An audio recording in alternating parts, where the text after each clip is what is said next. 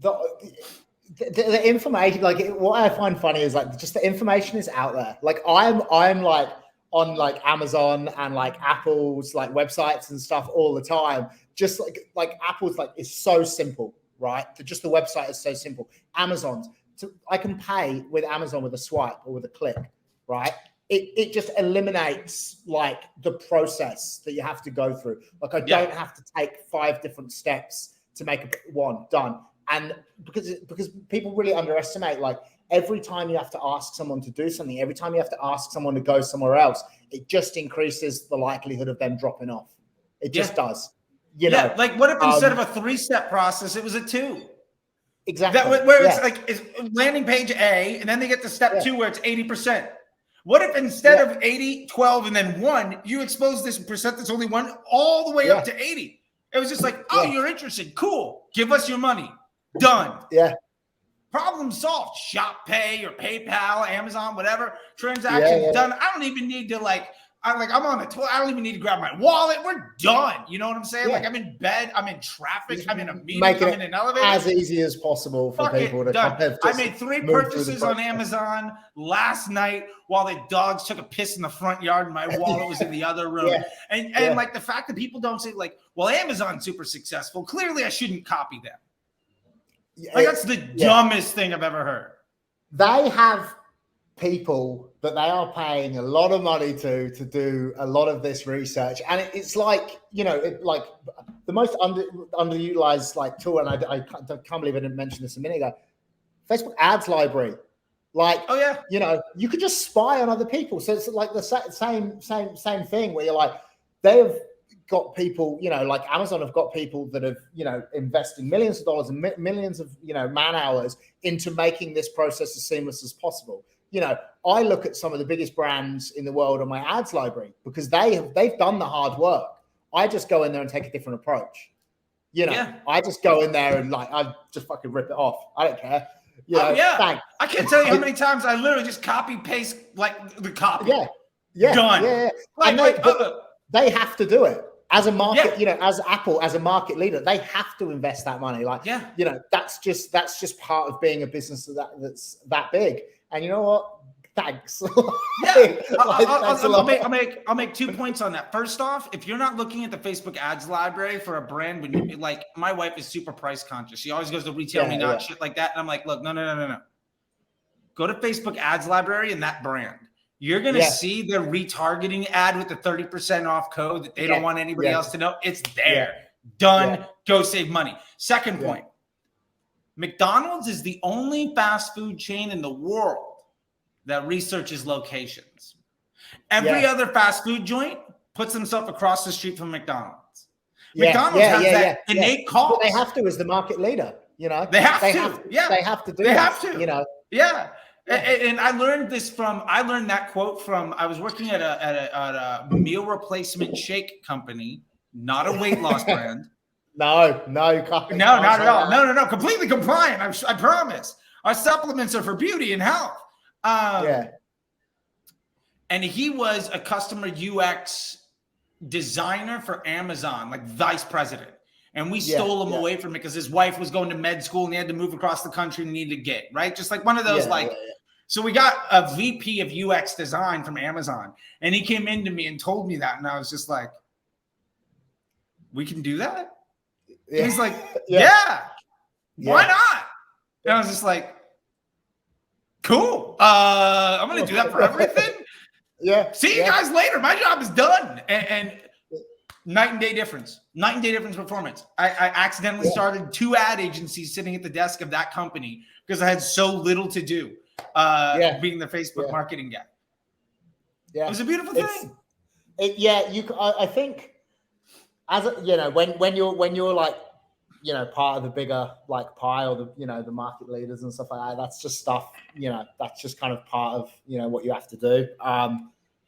You know, and I do think that like it's also kind of the same for ads as well, you know, where they have to say for example, like I have a client that's quite a niche product, and a lot of our content that we've used is just like, this is the product, like, you know, whatever.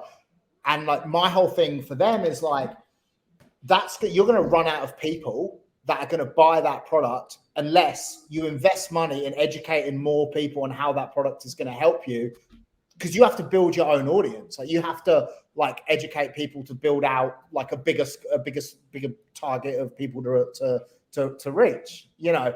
And you know, kind of what we're saying is like, just as a market leader or one of the bigger players in the game, that's an onus that just falls on you for being where you are, and you have to do that. And yeah, everyone else is going to rip you off, but just that's the game you're in. And if you don't like it, don't play.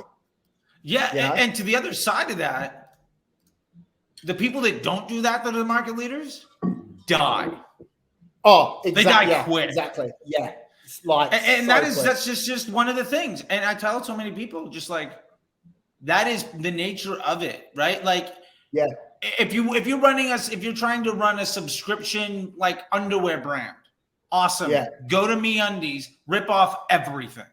Yeah. Right? Yeah. Or like if you want to make a women's brand for clothing, go to anything from textile. Like one of my old bosses was the VP of marketing at Textile. He's the CMO. Yeah. And he taught me everything about their onboarding experience. Yeah. And like, he's just like, rip them off. Like, yeah. He said they literally had $100,000 a month to test just the length of the onboarding for FabFitFun. Yeah. Like that's the scale that they're working at. And if they make it work, just copy it. And one of the biggest lessons I got from them, complete side note, longer onboarding for a subscription brand, not a bad idea. What they found was when their onboarding was less than 2 minutes, that person had a net value. That was their standard thing. When they made it 8.5 minutes, their LTV rose 4x commitment, because you get so emotionally bought in. And honestly, this is like, we had 3 landing pages you would have landed on no matter what. But we and like the funniest thing was he said, we had a video that played that looked like it was doing math. And it was literally just a video, and we played with the time stretch on the progress bar. They literally swing to iMovie and like shrunk it, like hit the turtle and the bunny. And like, cool, bunny at 2.5, that's bad. Turtle at 2.5, we tripled our money. Cool, turtle at 2.5 on everything. And it was literally some asshole with iMovie sitting down there creating the onboarding experience. It's like you paid somebody $15 an hour to triple your LTV. Like, that's the kind of stuff that to me, just like I get so excited about. I just love that stuff.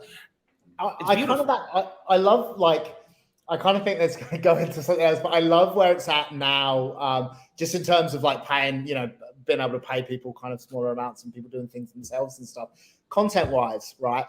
All the best content that is like scaling at the moment is UGC filmed on an iPhone by someone in their living room. And what's really funny for me is some of the bigger brands have really, really fucking struggled to accept this reality, you know? And I've been kind of like, I work with a content creation agency over here who are amazing. Like they have like a team of content creators. They go out with products and all this kind of stuff. But what we've seen, like I've been working with them for ages. They've been running for a few years now. Like I think they're easily the best in the country, like fantastic. But what we're seeing even over the last couple of months is like big brands being like, oh shit, that UGC thing. We should give that a go. That thing they were talking about in 2017. We should But give it a shot.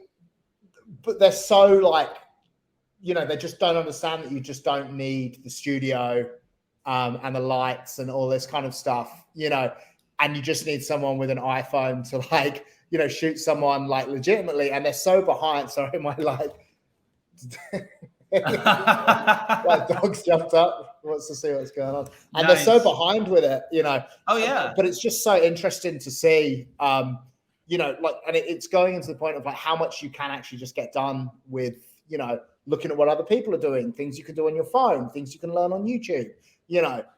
And like it's blows my mind, like the world we're living in, you know.